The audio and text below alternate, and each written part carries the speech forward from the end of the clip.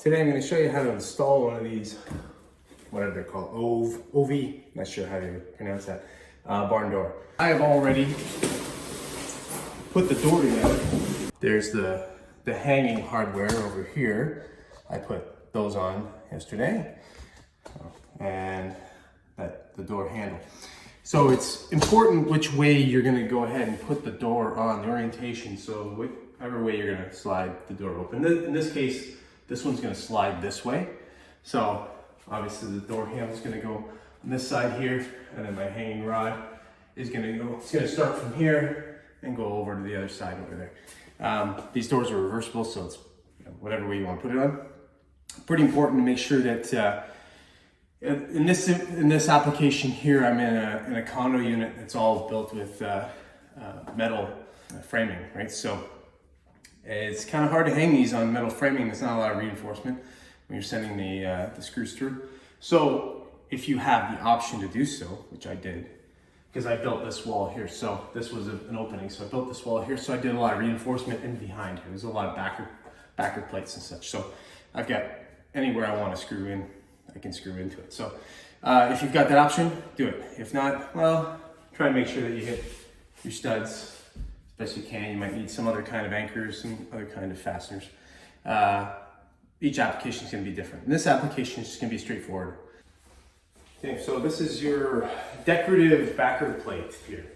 You can see that it's 82 inches long. As lets you know very clearly what the back side is and what the front side is. So very easy to delineate between the two.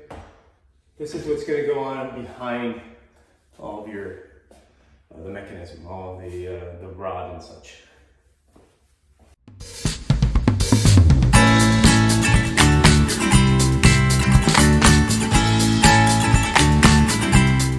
Okay, so I've marked where I want to pre-drill. So on this backer plate, you have to pre-drill it. Because it's a decorative plate, you don't want to just drive screws in it and it'll just mess it up. So do a small little pre-drill on everywhere where you're going to want one of your screws to hold it into the stud, and mark it, and then pre-drill and set it up. Make sure you level it.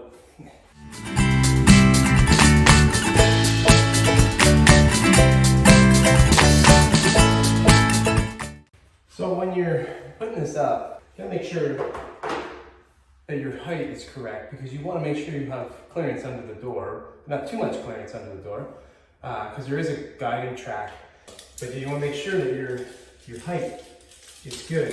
The door with the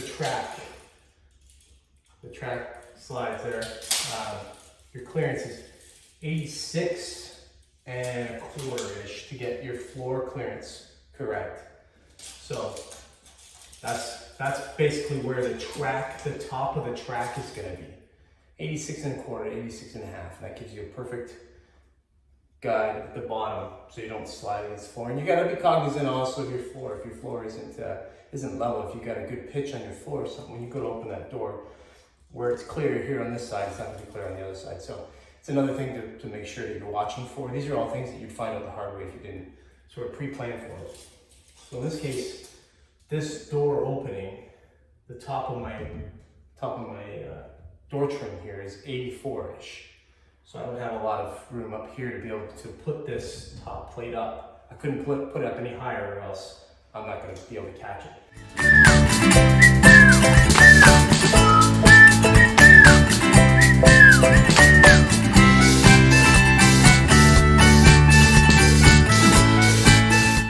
Time to now put the hanger rod on. Okay, so these come with a screw and a sleeve. Okay. Sleeve, fat side goes against the backer plate. This goes through the hole in the rod arm and then lags through that plate. Okay, so again, I'll speed this up for you. Of course, pre-drill that backer plate where all the lag bolts go in. Again, just so we don't split that board or do anything like that. So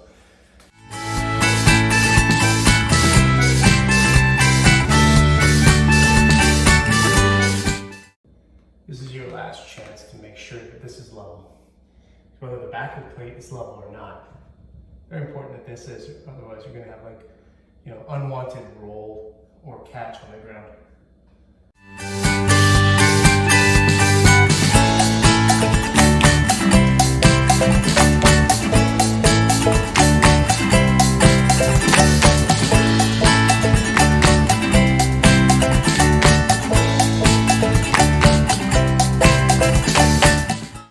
Okay, so it's at this point is when I'm going to hang the door, because everything after this now is kind of proper position of where you want, you know, your closer,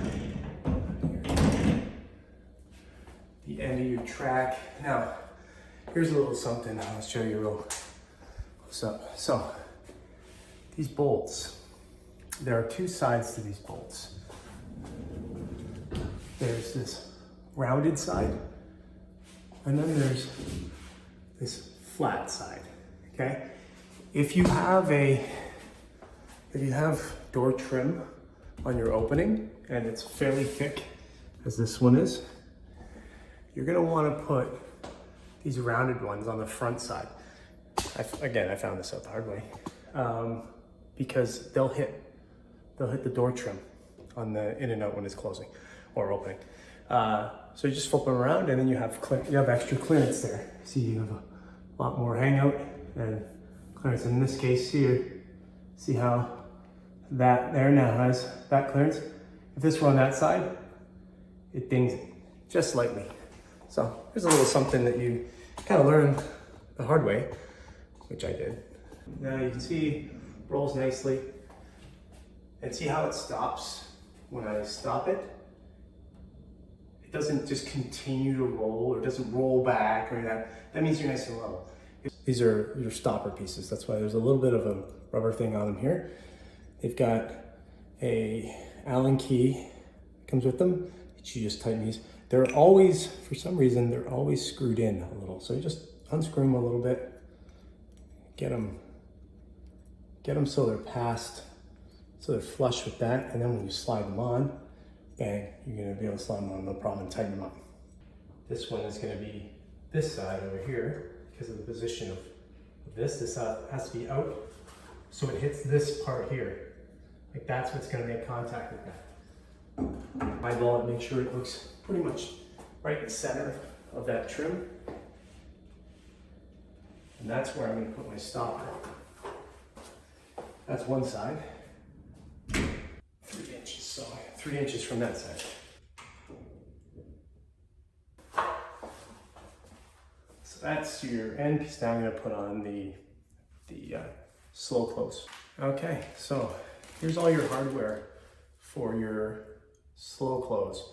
So I'll explain what they are. So you have this side here.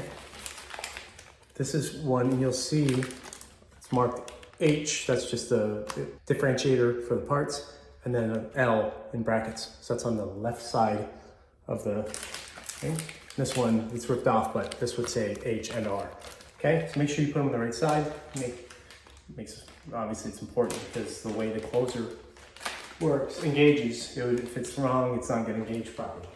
This guy here has a, and then obviously when this piece, which is screwed to the top of the door, when this catches it, it's gonna slow close. Because you wanna have them on there and you wanna line it up so that the door, when these are fully through, the door doesn't either hit the bumper, the end bumper first, or it hits at the same time. That's basically the ideal thing, is that it catches it right at the same time. The minute this hits this, the end of the door hits the bumper or the roller. This is going to install just behind your last rod support lag. Okay. Now, this is going to hit here when this is at its end point. Okay, so that's here. That's how I'm going to get this measurement of where I want this. I'm going to slide it into position this way. I'm going to use my pencil that's always up in my ear, and I'm just going to mark the top Now, these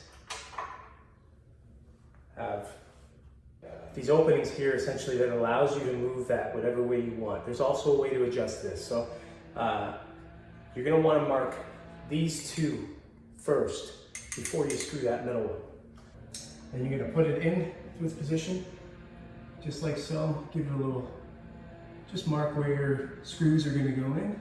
And then what I do, I take the door off, get it out of the way. I don't wanna scratch anything. I don't wanna scratch the rod. I don't wanna scratch anything. So I just take it down like so. Leave it on the one, it's fine. Whatever you want. This side in. Okay, so don't screw it all the way in. Okay, and there's a reason for this. You're gonna see when you go to put this in, this gets in the way of the rod when you try and hook these in. So what I do is I just screw it, put the screws where they're supposed to be. I don't tighten it up. Not so much. So I go to lift this now. That thing's in the way. Now if I slide that right out of the way, boom, now I can slide it back. Okay. Now that third screw, there's 6 screws that come with these two, so you put 3 in. Put that in this one side here, on the front side, so there's no slide after that. Okay. Now, bam, perfect. So, as you can see, open it. I'm just gonna, it engages, done. So that's one side, we just do the other side. Now I'll explain this side, it's the exact same. Flip it to the other side now.